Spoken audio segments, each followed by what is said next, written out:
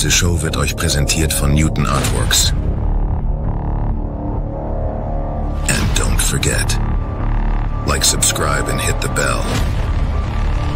And now, welcome to the show.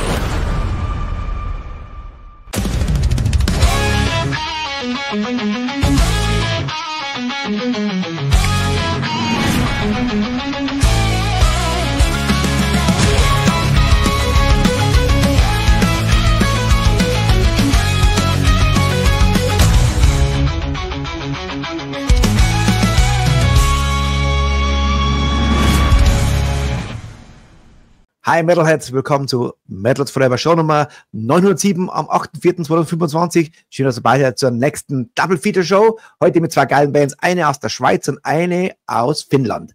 Die erste waren schon bei uns gewesen vor längerer Zeit und einfach eine Herzensband. Geile Band, geiles Album, Freunde. Ihr könnt gespannt sein. Und danach gibt's Groove Metal aus Finnland. Heute sind zu Gast bei mir Door und Freedomination. Bleibt dran, jetzt gibt es erstmal die Ankündigung und als Anheizer gibt es jetzt Artisan Strike und Overdrive. Wir sagen, let the madness begin. The Metalheads Forever Rockcast show is proud to present heavy metal from Switzerland. Doch.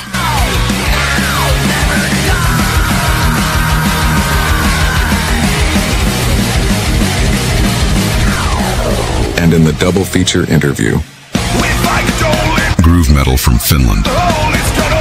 Freedomination.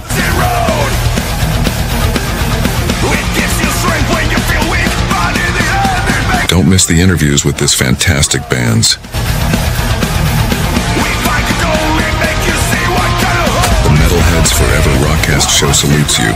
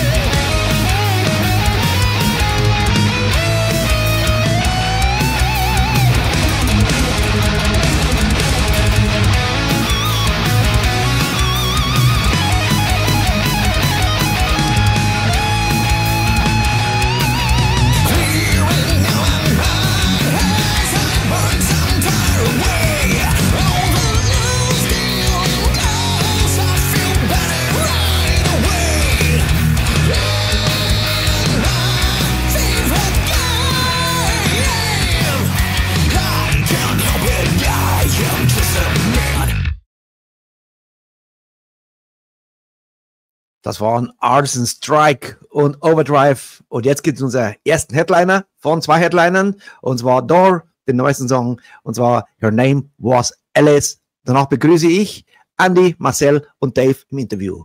Habt Spaß.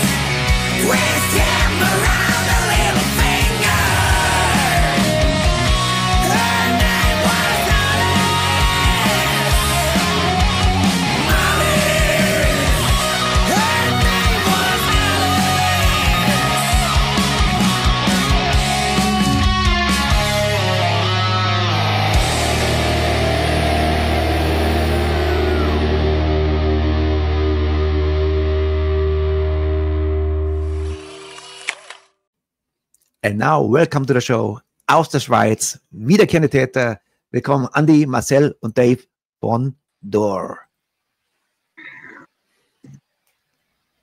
Grüezi. Machen wir es gleich auf Schweizerisch. Schweizerdeutsch. Ja, ich hatte gerade wieder, man sagen, einen tollen Tag mit euch, in dem, dass ich mir das neue Album schon reingezogen. Danke an Metalheads Records, das ich schon habe. wo alle anderen, hab ich natürlich schon, und sensationell, ein Powerhouse. Aber eins muss ich gleich sagen, kann es sein, dass du irgendwie auf Alice Cooper stehst, Andi? Nö. Weil deine Stimme erinnert mich sehr an Alice Cooper. Im ganzen Album, aber mehr der rockige Alice Cooper. Also nicht nachgemacht oder was, sondern deine Stimmlage, deine Stimmfarbe und so, aber sehr geil. Ein tolles Album, Antihero heißt es, ne? Das Album. Genau, die Antiheroes. Genau. Und da über das sprechen wir heute natürlich. Und dann werden wir noch ein bisschen was von der Vergangenheit spielen. Aber das Hauptaugenmerk liegt auf Antihero. Aber bevor wir loslegen, immer das Gleiche. Ich will immer wissen, wer ist der Metalhead vor mir? Wo kommt der musikalisch her? Wo kann man sich den vorstellen? Fangen wir mit dir gleich an, machen wir es im Uhrzeigersinn so. Andi, der Mann mit der Maske am Anfang, das hast du jetzt weggelassen. Die Maske ist noch dabei, aber bloß am Mikrofon stehen, habe ich gesehen am Video, richtig? Genau. Wieso grinst denn der Dave so doof da unten? Egal. Andi, wo komme ich dich her musikalisch? Ich bin natürlich aufgewachsen mit dem Sound, den man hört. 80er Jahre Hard Rock, Heavy Metal, eben unter anderem Alice Cooper, Eddie Van Halen und so weiter und so fort. Okay. Das prägt natürlich. Eddie Van Halen, ja. Hätte es gar nicht geglaubt, Eddie Van Halen, dass du geil spielen kannst. Also, du bist schon Virtuose auf der Gitarre. Was war denn was war denn der erste Ding? Das ist immer die Main-Frage, dieser Magic Moment. Was hat dich gepackt? Wo hast du gemerkt gehabt, das ist geil. Weil früher hast du vielleicht Karl-May-Platten gehört, plötzlich als Kind und plötzlich kommt Musik in dein Leben. Was war denn die erste Musik? Die du abgesehen wahrgenommen von den Kasperle-Kassetten als so 2-, 3-Jähriger, war es tatsächlich so, dass ich bei meinem großen Cousin immer so dieselben Sabbath, Purple, Van Halen-Platten rausgezogen haben hören wollte. Okay. Ja, musikalische Früherziehung nennt man das. Ja, absolut. Gibt's denn einen speziellen Gitarristen, wo du sagst, das ist mein Hero? Ja, da würde ich schon sagen, Eddie Van Halen. Okay. Ist ja auch seine Gitarre auf dem Cover und die spielt. Was ich jetzt vor kurzem, weiß, ob du es auch gesehen hast, hat jemand gepostet in Facebook, dass das Tapping schon vor dem Eddie Van Halen gab. Von einer in den 50er, 60er. Hat er schon Tapping gemacht. Das ist tatsächlich so, ja. Ich weiß den Namen auch nicht, aber es gibt diverse Videos von Leuten, die schon getappt haben, was Eddie Van Halen salonfähig gemacht hat eigentlich. Er hat es dann vermittelt. Der hat's dann, genau. Ja. Dass da vorher noch keiner drauf gekommen ist wie Blackmore zum Beispiel oder Iommi, die alten oder Jimmy Page, aber Eddie hat es dann geil gemacht. So, da habe ich gedacht, hey, da schon ja. Das Tapping ist doch nicht vom Eddie Van Halen. Ich dachte, er hätte es erfunden. Aber okay. Super cool. Das ist schon mal ein super Anfang. Dann gehen wir runter zum Dave, der Basser.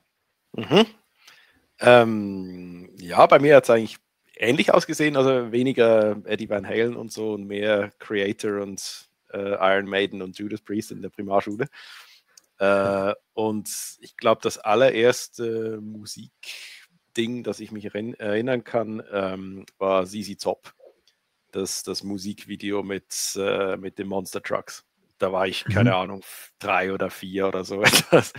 Und das ist geblieben. So Dusty Hill sozusagen war dann der erste Basser. Wobei da hatte ich noch von Bass noch keine Ahnung. Ja, einen Bart hat er schon, noch halbwegs. Okay, so, also kann man ZZ Top als deinen ersten Kontakt. Ich würde sagen, also ich habe von meinem Papa natürlich viel Frank Zappa und solches Zeugs mitgekriegt, aber das, was mir persönlich für mich wirklich geblieben ist, ist dieses ZZ Top, der Anfang da. Okay, das ist doch geil. Selten ZZ Top, aber man hört immer wieder Metallica, also die ja, das kam dann später. Das kommt später, ja. Genau. Wann ging es dann los mit Mucke? Wo es gemerkt hast, ich möchte auf der Bühne sein? Das war ungefähr 2001, 2, 3, irgendwie sowas, hatten wir das Gefühl, wir müssten eine Band gründen. Und da Das war dann schon in der Zeit der New Metal-mäßig da in dieser Zeit, oder? Nee, das wäre irgendwas, was, keine Ahnung, wir haben glaube ich, wir haben versucht, einen Pantera-Song zu covern oder so etwas, wir konnten aber alle gar nichts. Und von dem her war das relativ schwierig. Das ist das Interessante, das immer zu erfahren, so, wo man feststellt, wo kommt man musikalisch her. Es gibt Bands, die konnten gar nicht spielen und dann gibt es Videos, wie sie heute klingen und sind sensationell. Wie sie einfach wirklich mit Waschtrommeln noch angefangen haben und dann den ersten Gitarren gekauft, den ersten Schlagzeug gekauft und heute spielen sie sensationell. Also was es bringt, wenn man übt und wenn man dabei bleibt. Und das ist immer das warum ich das so immer einfließen lassen möchte, wo man sagt, okay, ihr konntet nicht spielen und heute bist du in einer geilen Band. Also das ist der Beweis. Üben und dann wirst du ein guter Bassist. Aber wer ist dein würde sagen, Lieblingsbassist? Weil du hast ein paar genannt. Gibt's ein paar. Also einer, der mir sicher geblieben ist, ist der Webster von Cannibal Corpse. Okay. Aber ganz auf einer anderen Schiene ist das der, jetzt habe ich natürlich den Namen vergessen von Primus, der Da muss ich passen, weil ich bin mehr verwandt mit Oldschool. Les Claypool. Ja, den finde ich großartig. Aber es ist natürlich ganz eine andere Musikart. Ja. Okay, cool. So, jetzt sind wir nochmal beim Marcel an den Drums. Genau. Deine History. Eine kurze Frage in die Runde, weil das hat man öfters gehabt. Ich weiß, in welchem Karton, dass ihr in der Schweiz seid, weil es gibt ja Kartons, das ist wieder unser Running Gag, muss ich wieder ab und mal reinbringen. Bei manchen Kartons war Pflicht, Flöten zu spielen.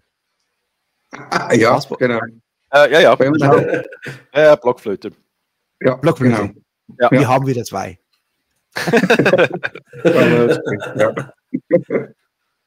Genau. Seit 40 Jahren nicht mehr gespielt. Ja, es gab dann das Blockflöten wegschmeißen, oder? Danach. Ja. Okay, gut, wir haben zwei Flöter, Freunde, da draußen. Wieder mal. So, lieber Marcel, erzähl mal deinen Werdegang. Wie ging es los bei dir? Also bei mir war es, ich habe immer noch zum Glück einen Onkel in Basel, der in die Rockschiene fuhr und hat mir mal gesagt, alles gut, was du zu Hause hörst, aber nimm mal diese Scheibe. Und er hat damals einen neuen Revox-Plattenspieler gekauft und große Boxen dazu und hat mir die Platte von Iron Maiden Killers in die Hand gedrückt. Und die lief dann über die Kopfhörer die ganze Nacht und ich wusste, da hat mich der Virus gepackt und ich wusste, das ist es. Und dann hat er gesagt, okay, das gefällt dir, hör mal da rein. Und dann hat er mir Crocus gegeben und Bedside Radio, das ist ein Song, der hat mich die ganze Jugend durch begleitet und so bin ich beim Rock'n'Roll gelandet und bereue es bis heute nicht. Crocus, sehr, sehr geil. Ich hatte die Ehre, mit denen zu touren. Ja, okay. Ja, Anfang der 90er. Ja. Cool. Allerdings, da war bloß der Chris von Droher noch dabei. Der Rest war Stampede. Das ist Album Stampede. Die Truppe war da dabei. Aber der Chris von Droher war noch dabei. Okay, ja. Und so hat sich dann das ausgeweitet und ich durfte mal Andy kennenlernen und Dave. Und jetzt dürfen wir dort spielen, was geil ist. Geil. Und würde sagen, dein Vorbild? Gab's ein Posterboy? Also, es gibt eigentlich zwei, die mich immer begleitet haben. Das ist logischerweise Nico McBride. Der war ja nicht auf der Killers, aber danach. Und den anderen habe ich am Donnerstag gesehen im Hallenstadion. Und ich habe mich wieder verliebt, drumtechnisch in ihn. Das ist Charlie Benante. Ich habe in den Bandchat viele Herzchen reingetan bei Mortal Factor, wo wir auch noch spielen und habe immer geschrieben, Charlie, I love you. Charlie Benante von mir. Weil er ist nicht nur Schlagzeuger, er spielt ja auch Gitarre, er ist Songwriter, er ist den Charlie, der ist auch noch nie genannt worden. Das ist jetzt mal endlich einmal Anthrax oder Pantera. Du hast ihn mit Pantera gesehen, oder? Oder mit Anthrax? Ja, also ich habe ihn auch schon mit Anthrax gesehen und jetzt letzten Donnerstag mit Pantera, ja. Genau. Okay. Sehr, sehr geil. Mhm. Ja, das ist doch eine geile Runde jetzt. Ein guter Start. So, wir gehen ein bisschen zurück. Wir haben jetzt gerade vorher gehört, Her Name was Alice. Das neue Video. Aber den hören wir ganz zum Schluss. Das wird unser Rausschmeißer für euch. Aber wir gehen ein bisschen zurück zum Vorgängeralbum, und zwar der Song Scream. Da hören wir jetzt rein und da gibt mir jemand von euch die Story dazu. Und hier ist Scream.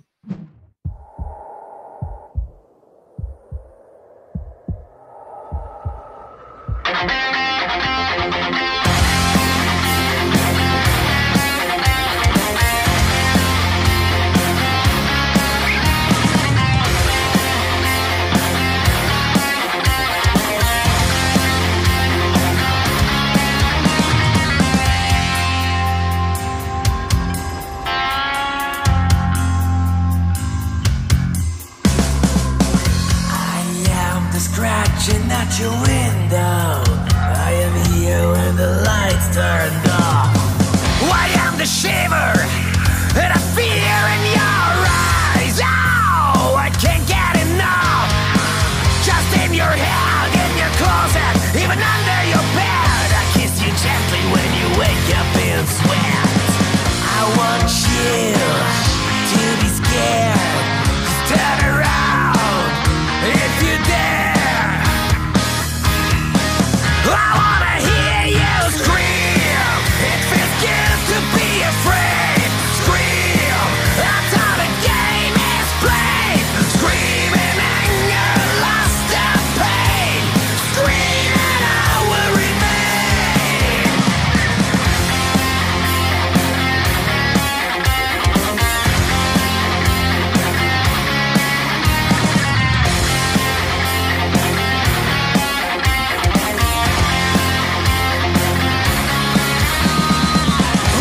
The movement in your shadow, the whispering in the trees.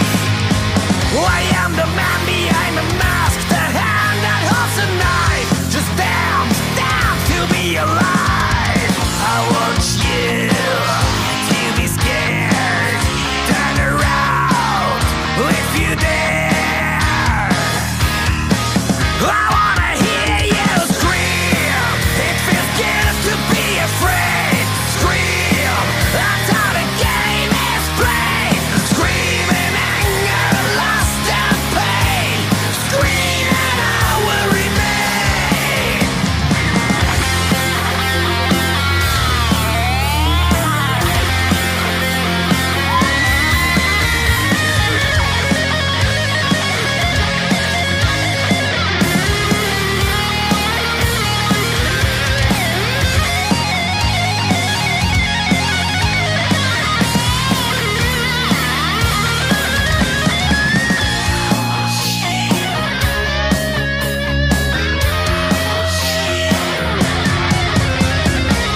I want you to be scared.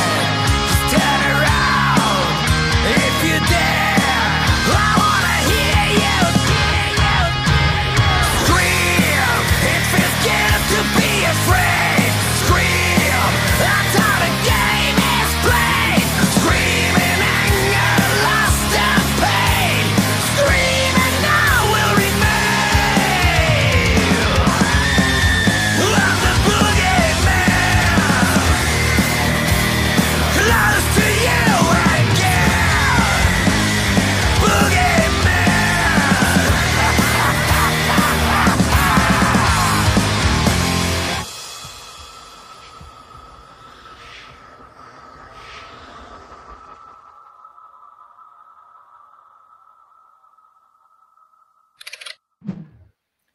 Das war Scream.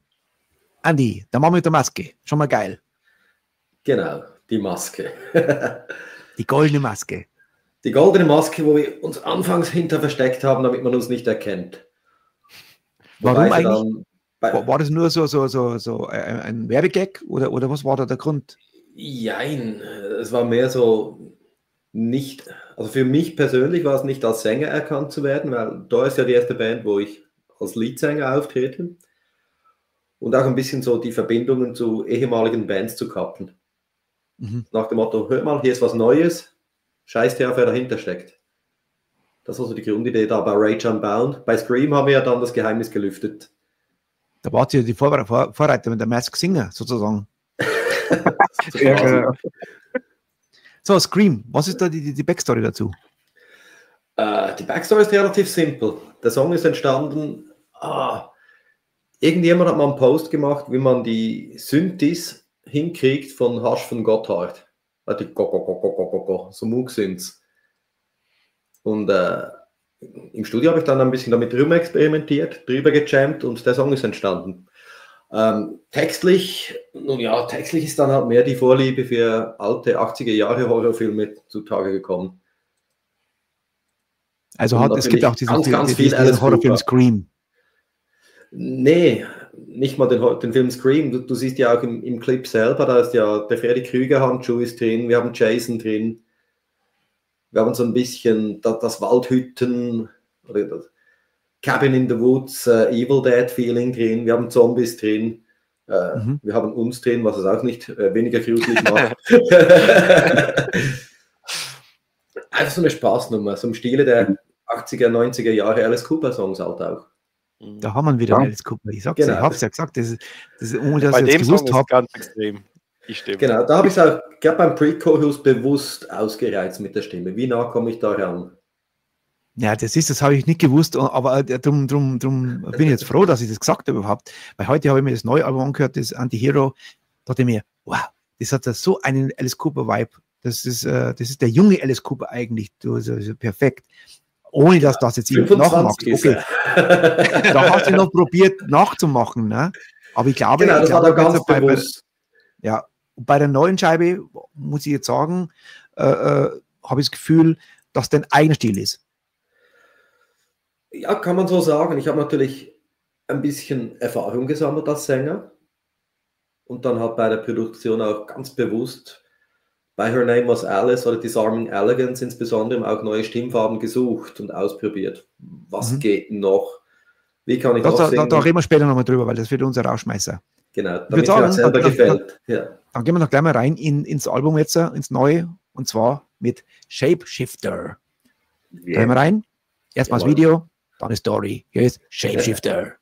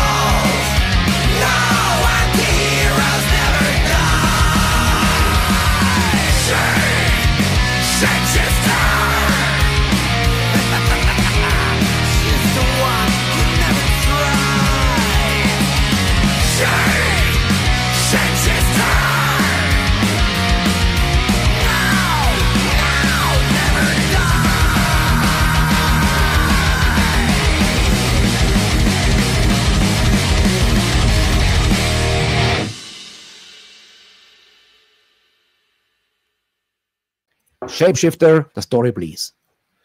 Uff, jetzt wird es schwierig. Also das Riff, das Anfangsriff, das war ja schon ewig irgendwo auf einem Rechner und immer wieder dran gebastelt und irgendwann hat es einfach Klick gemacht. Das hat Andi schon zu Charing Cross Zeiten gebracht. Ja, das Riff, das erste Mal im Probejahr gespielt habe ich das wohl 2018 oder so. Und das war damals schon geil. Und jetzt dürfen wir spielen, ist cool. Ja, jetzt ist ein kompletter Song draus geworden. Lass uns mal gleich mal über das, wie die Songs entstehen. Kommt das alles von dir, Andi, oder ist es jetzt mehr Teamwork? Ja, es kommt immer noch größtenteils alles von mir. Okay, so, du gibst es vor. Gibst du auch, hast du dann so einen Drumcomputer, wo du sagst, okay, diesen Rhythmus habe ich von für Viertel oder das habe ich, oder sagst, okay, ich gebe nur das Tempo vor und dann machst du oder den Bass, oder gibst du alles vor? Also grundsätzlich gebe ich eine Grundidee vor und dann sind Änderungsvorschläge erwünscht, falls nötig. Okay. Absolut cool. Shapeshifter. Also, was ist die Story dazu? Die Demos, die landen erstmal im Bandchat und dann lasse ich mich von Feedbacks erschlagen. Wie viele hast du vorgeschlagen, Songs? Sind es genauso viel, wie es auf dem Album sind? Oder, genau. Oder hast du mehr produziert? Manche machen ja 30 Songs und dann suchen sich die 11 besten aus. Wie ist es bei euch? Es ist tatsächlich so, sind es diese Songs, die auf dem Album sind, entstanden. War halt alles gut. Ja klar, das ist ein geiles Album, absolut. Kaufempfehlung, Freunde draußen, kaufen Sie das Ding. Sehr, sehr geil. Genau. Auch ein geiles Label natürlich, Metalheads Records. Ja. Yeah. Sehr coole Jungs, super unkompliziert. Ja. Und auch immer sehr hilfsbereit, wenn man irgendwo ansteht, geschäftlich. Ja, und auch ein gutes Händchen für Bands. Ich habe also jeden Monat sind Bands dabei, die sie gesigned haben und alles. Coole Bands, guter Sound. Ja, Eddie Freiberg ist sowieso legendär. Gute Art Eddie. Sehr, sehr cool. Und natürlich das große Team. Da würde ich sagen, was ist Shapeshifter? Was ist da die Story dazu? Shapeshifter. Der Formwandler. Also eigentlich ist ja auf dem neuen Album, kann man eigentlich sagen, hat jeder Song irgend mit einer Filmfigur oder Horrorfilmfigur zu tun. Und bei dieser? Der Formwandler. Wer? Also, da sieht man jemand, der die Gestalt wandeln kann. Gestaltwandler. Gestaltwandler, okay. Jetzt Shapeshifter, genau. Ja, und Menschen können ja manchmal so ein bisschen so ein zweites Gesicht auch haben. Weißt du, ich meine? Dir was vorstellen. Der Mr. Hyde-mäßig so. Genau. Mhm. Also auch in real. Oder? Dann bla bla bla, nett sein und so und dann, man dreht ihnen den Rücken zu quasi. Also in Bayern sagt man falsche Sau dazu. Falsche Sau trifft's gut.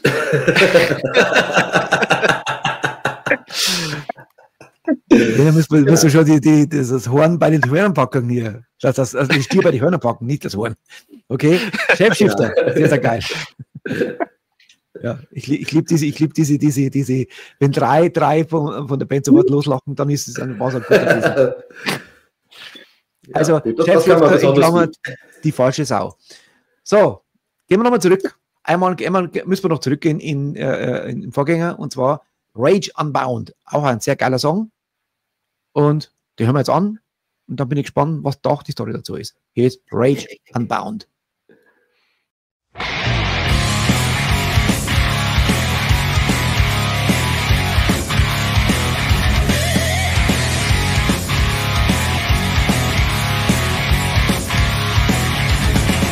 Don't care about drinking with the devil. Just do it all night long. Get fueled till you reach the final level. Foolish, weak or strong. Like a free falling zeppelin, you're gonna hit rock bottom raw. When you smile another glass of gin to salute another score. It's just a piece of satisfaction. When you're in need for heavy action.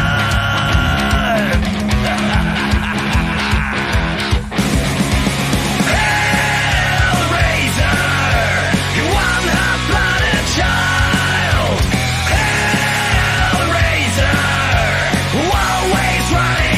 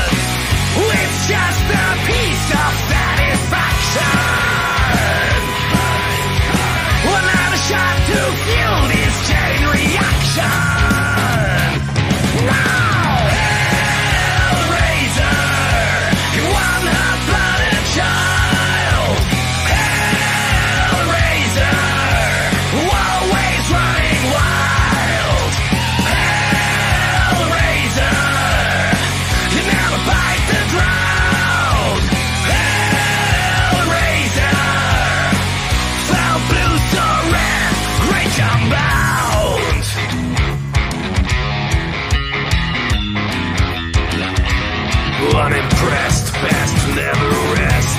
Win or lose, hit the blues.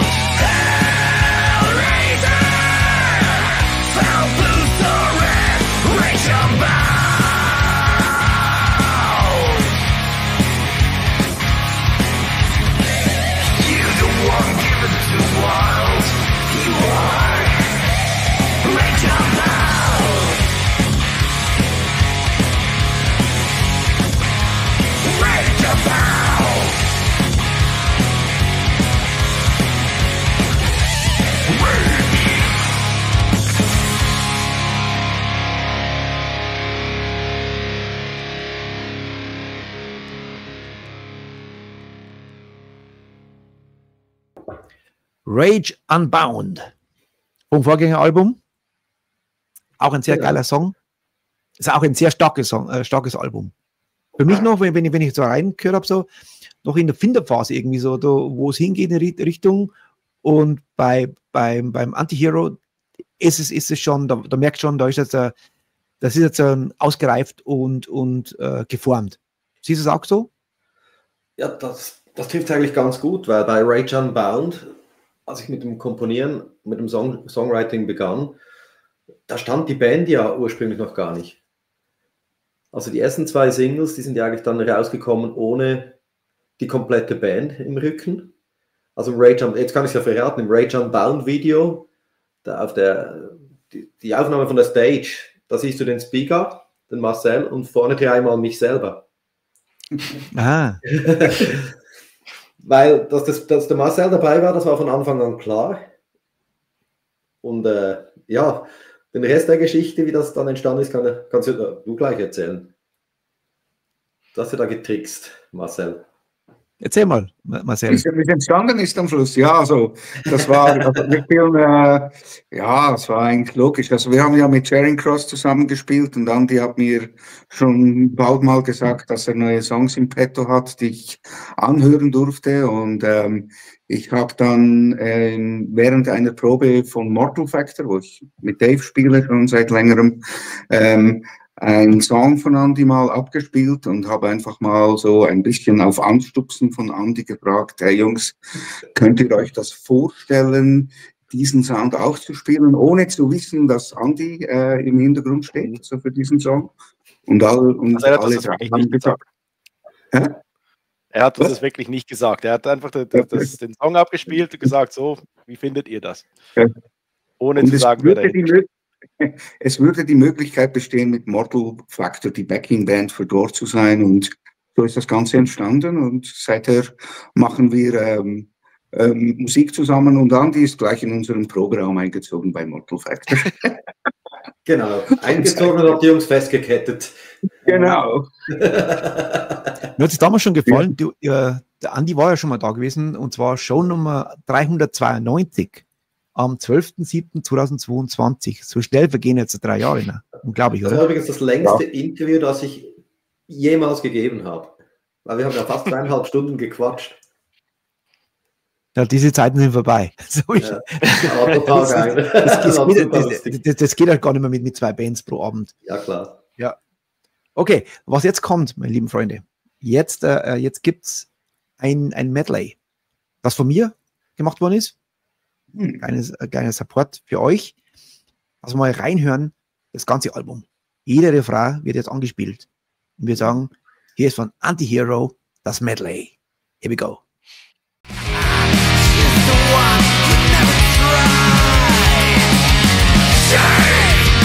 Since it's time now.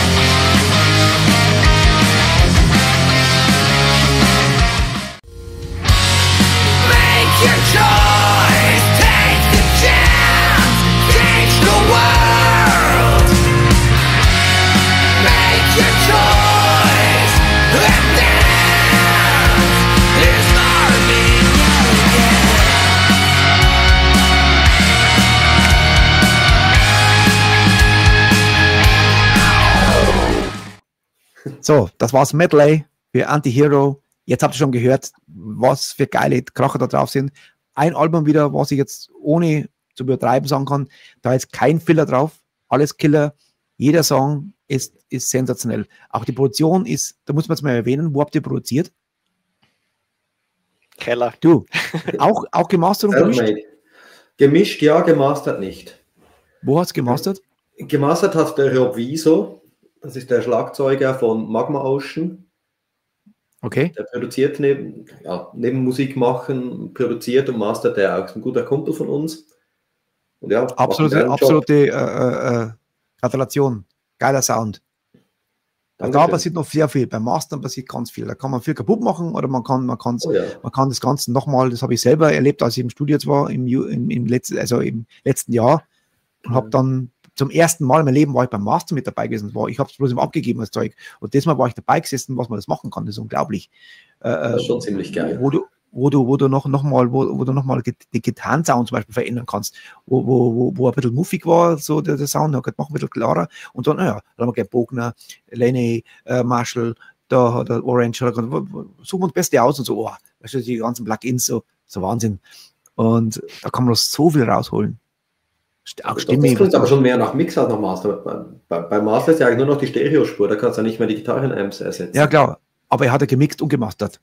Ich war dabei gesessen, alle waren in der nächsten Jahren. Der ist Profi und da war ich dabei gesessen und klar, logisch. Aber dann habe ich dann zu ihm gesagt, ich habe es schon mal erwähnt gehabt, einmal in einem Interview, habe ich gesagt, ja, was kann man jetzt da noch eigentlich rausholen aus dem ganzen, sagt er, weil es hat schon gut geklungen, sagt er, dreimal so gut, was?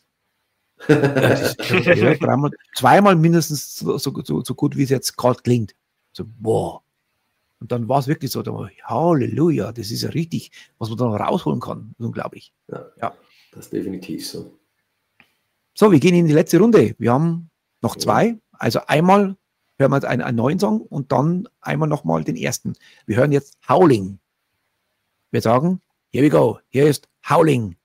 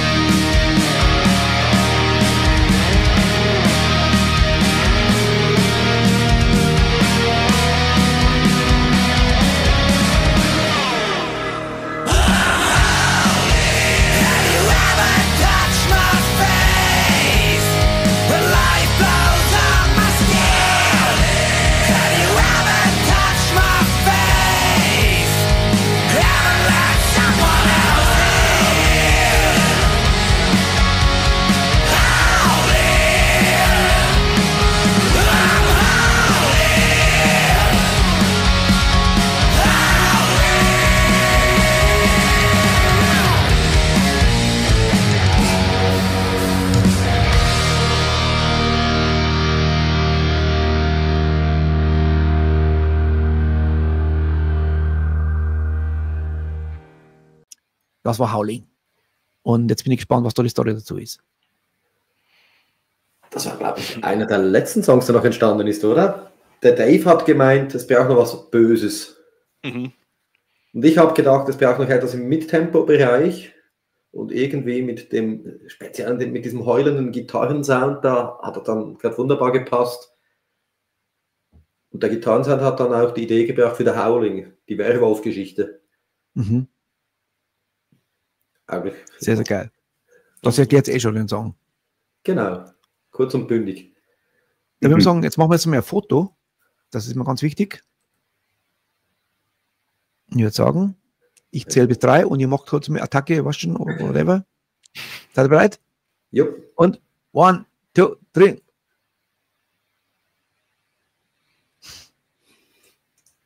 Hab euch. Der Dave, der macht Werbung für Blendax. Habe ich gerade gesehen. Wie heißt die Kauleiste? Die gibt es zu kaufen. Das ist die California White oder sowas. Ja, genau. Das ist nur meine Kamera, keine Ahnung. Die sind ganz Alright. So, die letzte Frage, bevor wir nochmal über den ersten Song reden müssen. My Name Was Alice. Hat aber jetzt nichts mit Alice Cooper zu tun, oder? Also schon die Figur. Aber erstmal, bevor wir über das reden, was ist in der Pipeline? Es ist April. Im Sommer habt ihr so ein Konzerte. Wann kann man euch sehen? Also jetzt in erster Linie mal am 12. April spielen wir in der Schür mit Rockout. Rockout, Schweizer Band, die auch gerade ihr zweites Album rausgehauen hat. Und dann etwas, worauf ich mich persönlich ganz besonders freue, ist, wir haben die Ehre, Opener zu sein am Warm-Up vom RV Bang in Balingen. Wow, yeah. Das ist schon Sehr ziemlich geil. geil. Da sind ja wirklich geile Bands dieses Jahr dabei. Oh ja. Oh ja. Das wird sehr, sehr cool. Ja, das ist sehr, sehr geil. Und im Sommer noch ein paar Festivals hinterher? Bisher noch nichts bestätigt, aber wir schauen, was kommt. Ja. Für alle, die jetzt wundern, das ist aufgezeichnet am 16. Februar. Bloß, dass ihr es wisst. Ja, deshalb im April werdet ihr schon mehr wissen. Jetzt reden wir noch mal kurz über Her Name Was Alice.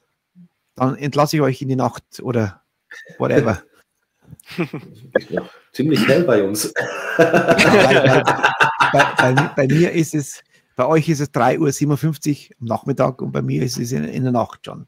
Bei mir ist es jetzt gleich 11 Uhr abends. So, gib mir noch eine kurze Story. Your Name Was Alice und dann würde ich sagen, war es ein geiles Interview mit euch. Gut, Her Name Was Alice. Alice im Wunderland. Kennt jeder die Geschichte? Nur die Alice, die ist nicht nur niedlich und nett, sondern auch ein bisschen wir mal das nette kleine Küchenmesser auf dem Cover von der Single. Ja, Alice kann auch böse. Cute but psycho.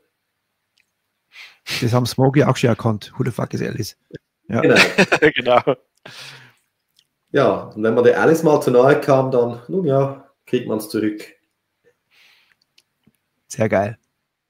Andy, Dave, Marcel, super cool. Ihr da draußen, Humpen hoch. Das ist immer die letzte Bierattacke, die von unseren Zuschauern kommt. Jawohl. Humpen hoch und Cheers. Ich trinke auch mit dem Kaffee. Cheers an euch. Gratulation zum geilen Album. Antihero, holen. Absolute Kaufempfehlung. Dankeschön. Danke. So. Danke. Das waren Door wieder einmal zum zweiten Mal und alles Gute euch und weiterhin Rock'n'Roll. Ich bin gespannt auf das dritte Album, irgendwann mal wieder. Okay? Cool, danke. Ja. Cheers. Cheers. Und hier ist Her Name Was Alice.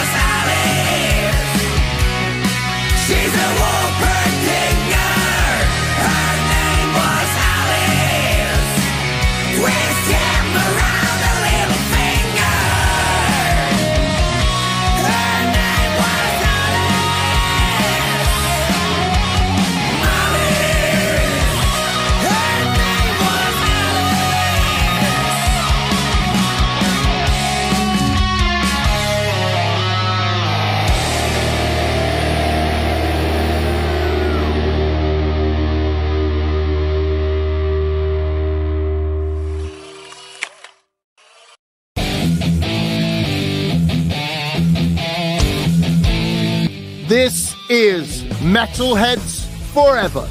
I am Blaze Bailey, and I am telling you, this is probably the best heavy metal show in the world.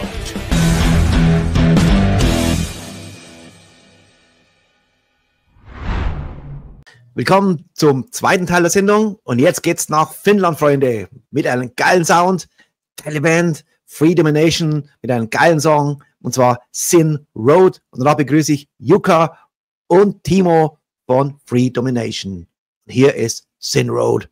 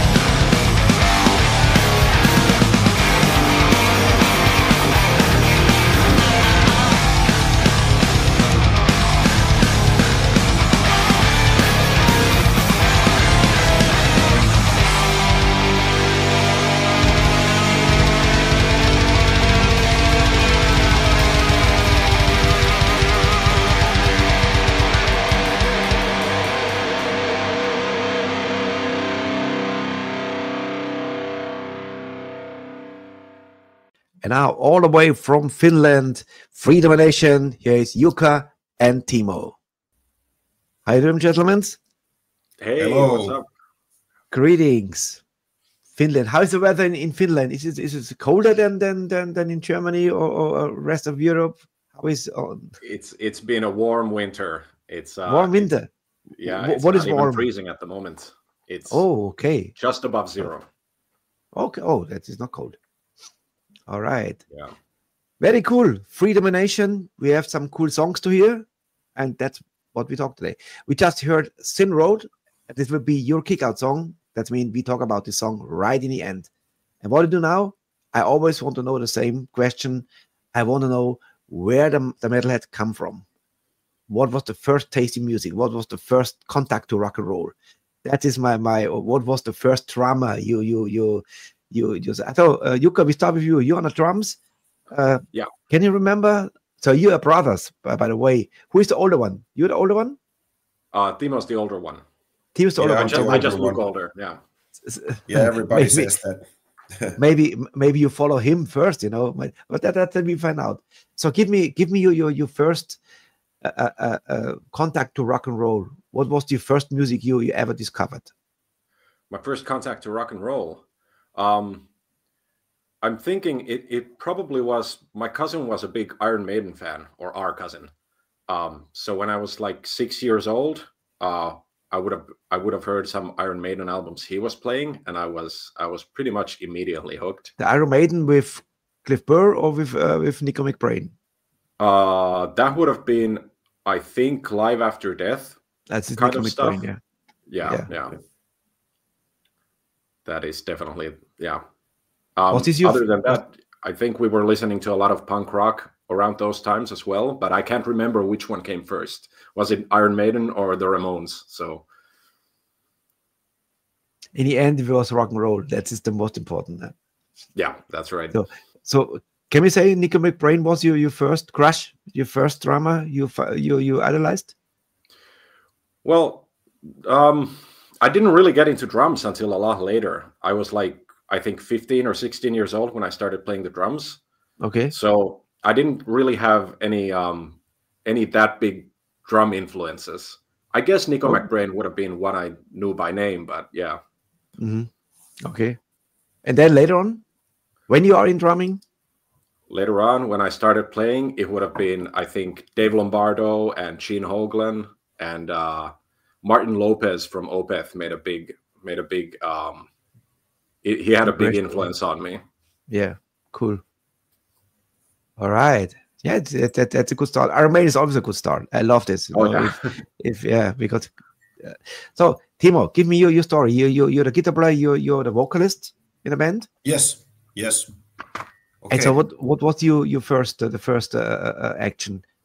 Do you remember? Well, yeah, I remember. It was probably I was a little bit older, but yeah, our cousin is a few years older than us, and so the cousin is responsible that you guys are sitting here today. He put the demon in our heads. So that's the best demon ever, by the way. Yeah, it was Maiden and Metallica. I remember Bruce Dickinson's solo album, Accident of Birth. That was listened to a lot. Back in the starting point of getting into metal. And also, there was punk rock, which was basically my our big sister's fault, because she got into punk rock, and I got really hooked on Misfits. There's a connection because Misfits and Metallica are kind of like Metallica covered Misfits songs, so that was interesting. Right. But yeah, this was actually right in the beginning. Before the first album, they had all these covers, right? And then out of this came Metallica. Oh yeah, something like that. I heard the story before. I saw it on TV that Metallica, before they had an album, they covered a lot of stuff, and they covered it so well, people thought that is their song. So no, cool. Not. Yeah, I guess. I'm not sure about the Misfits song, but from other bands I know. Yeah. Diamond Head, for example. Diamond Head was I'm Evil, for example. This was. They thought this is their song. No, this is from a Europe band. Yeah. That's what Rick gave an interview. Yeah, very very cool. Yeah. Yeah, so it started from there, and then I got into more bands. I found out some more stuff from punk and metal and also rock music. So yeah. Can I ask you when it comes to punk and so it was Motorhead also interesting for you? Yeah, definitely. Motorhead is great, and I got into them somewhere at is it called senior high school, where I was like probably 13, 14 years old when I got into Motorhead, and that was cool. I still like Motorhead a lot, and yes. I'm happy that I got to see them live a couple of times. I always, because I'm older than you guys, and I always say I'm blessed. I saw the original Motorhead in '82. That's pretty cool. Filthy Animal Taylor and Fast Eddie, and I said this so many times, but this was something when you're a young dude, and you're one of the first concerts. My first was AC/DC actually with Bon Scott, and then later on was Motorhead, and I was standing right under the bomber, the original bomber. This the same bomber was on the album cover from what is that? I don't know. That you know that the live album from 70s. Oh yeah. No Sleep Till Hammersmith or No Sleep Till Hammersmith. Yes. Yeah. And I was cool, I was standing beneath, and this. Oh my God! Yeah, look at this, and the big PA. This was not the flying PA. This was a Martin horn, big, and have the Motorhead logo on it. Yeah.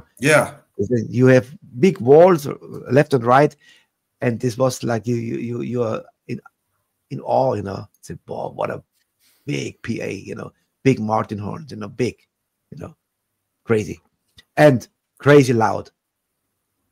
Yeah, that's my impression also from the gigs that I saw. I remember this concert for 2 weeks.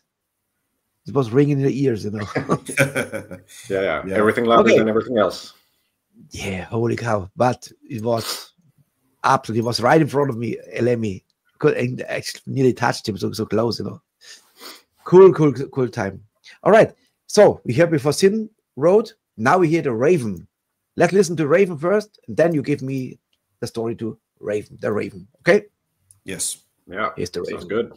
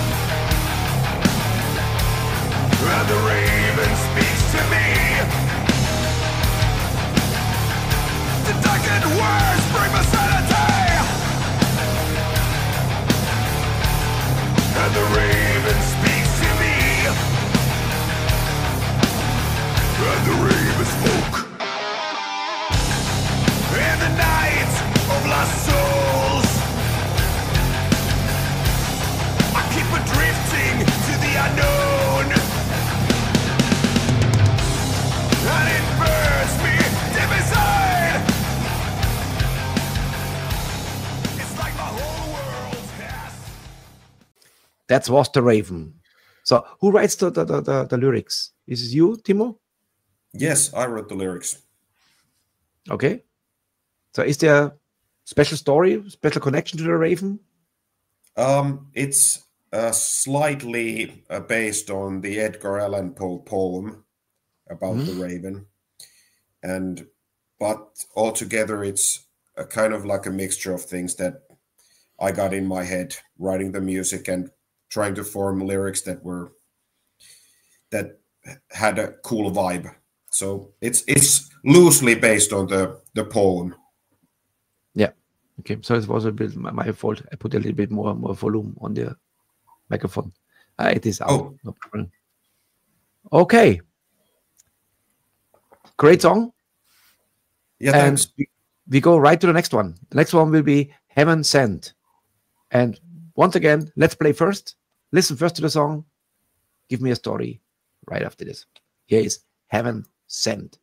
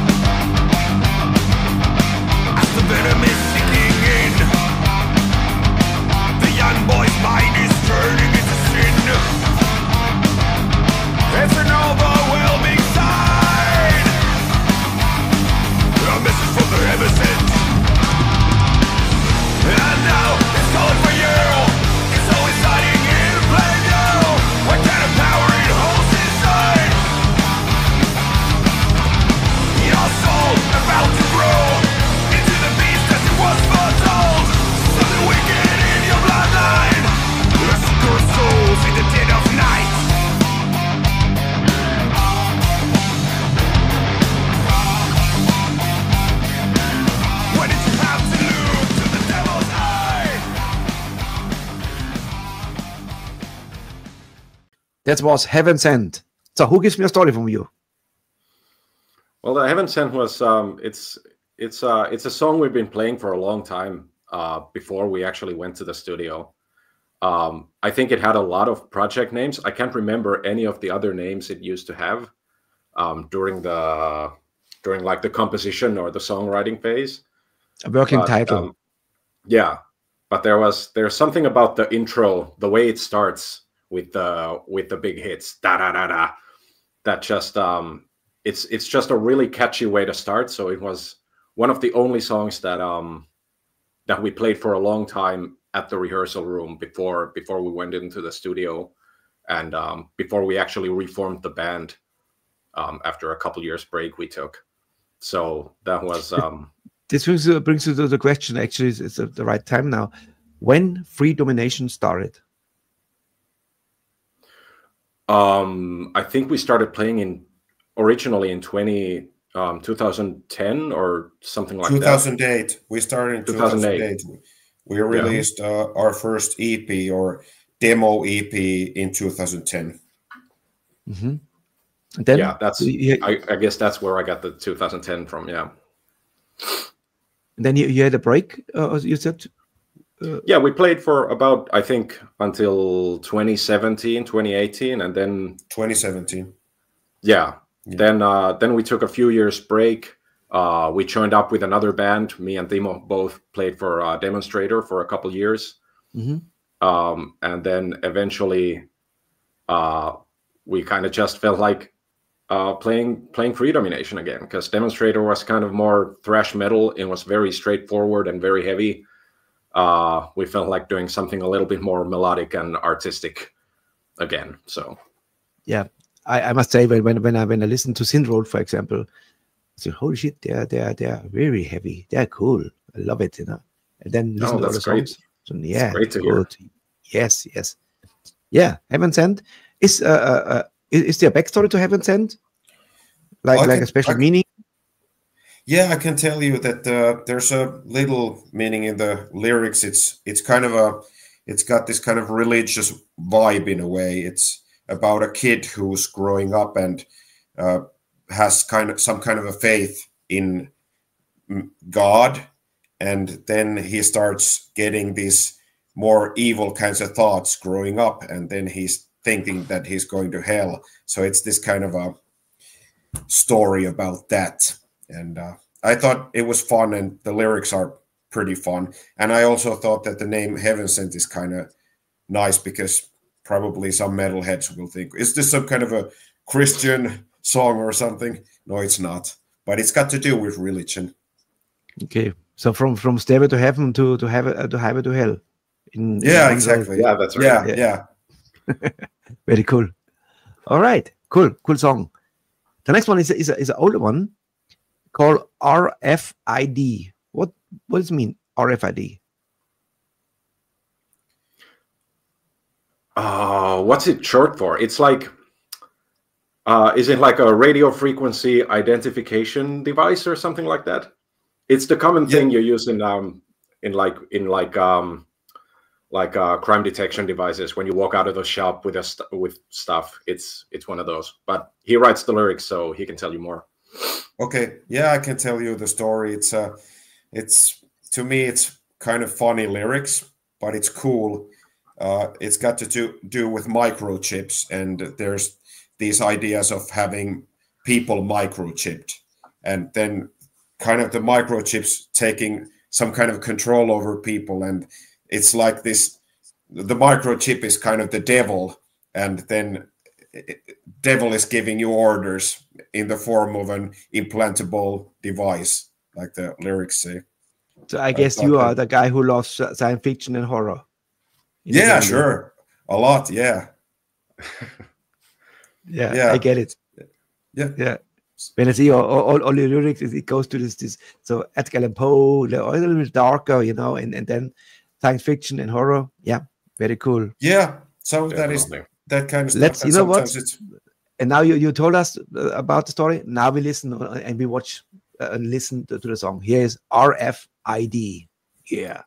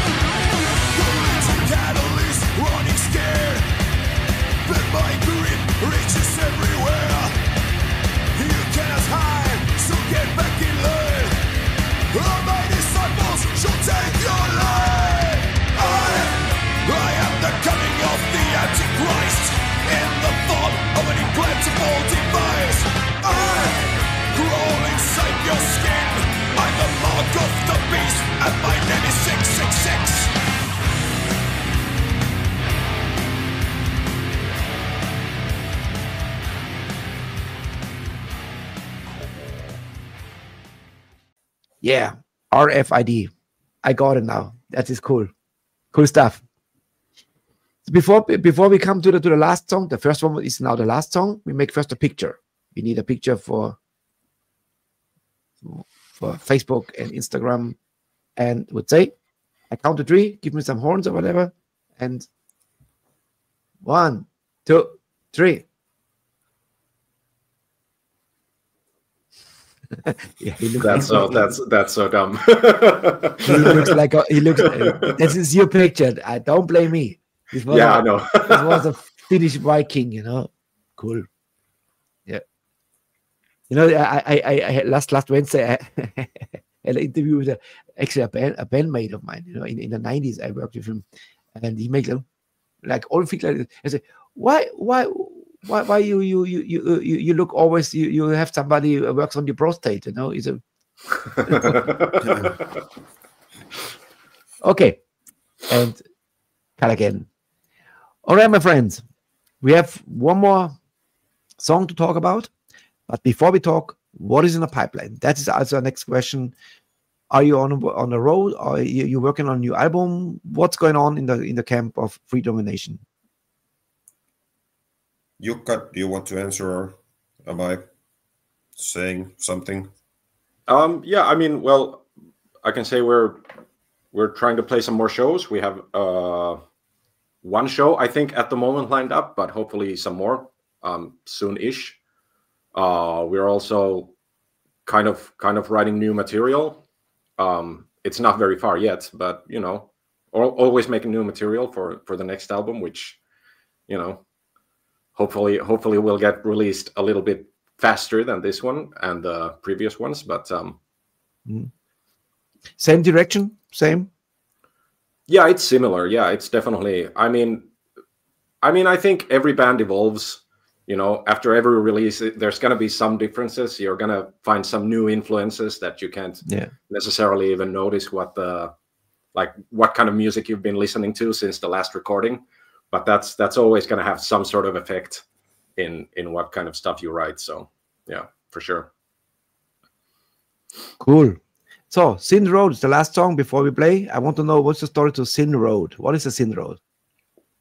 Sin Road is a road of sin. But yeah, the idea is it's about waking up your inner demon of kind of, some people have an addiction with alcohol or drugs or gambling or whatever it is, and it's kind of trying to avoid that road, but then being too tempted and doing it again. And it's whatever your sin is, that's Sin Road in simplicity.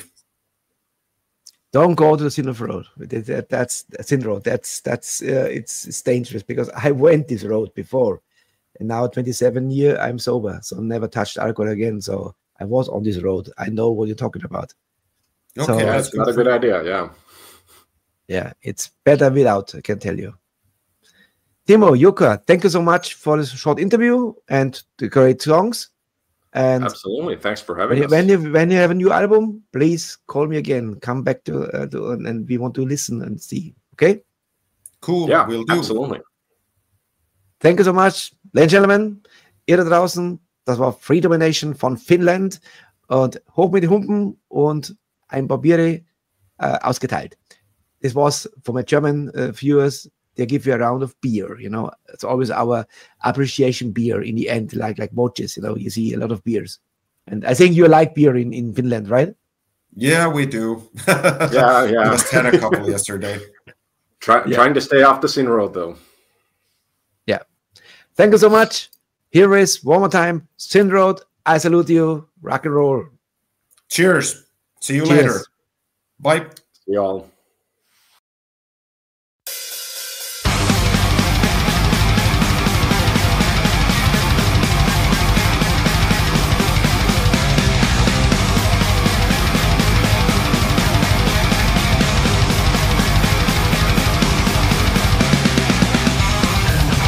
I've been waiting with the dead to free the beast that's in my head. Dark wicked voices in my dreams.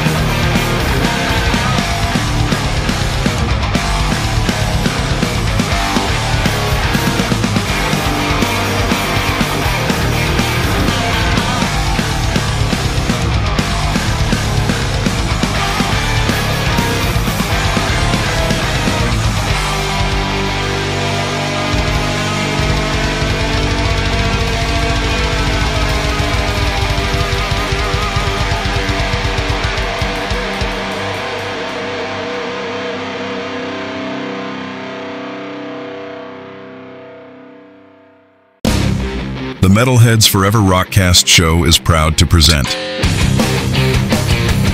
Behind the Scenes with Rock is Life Photography.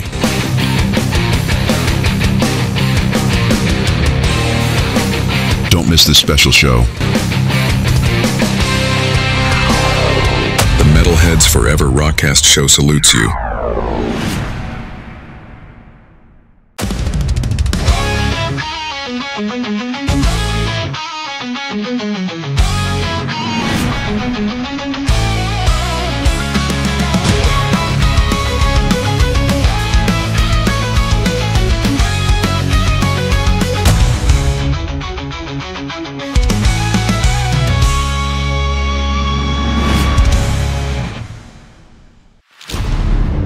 Diese Show wurde euch präsentiert von Newton Artworks.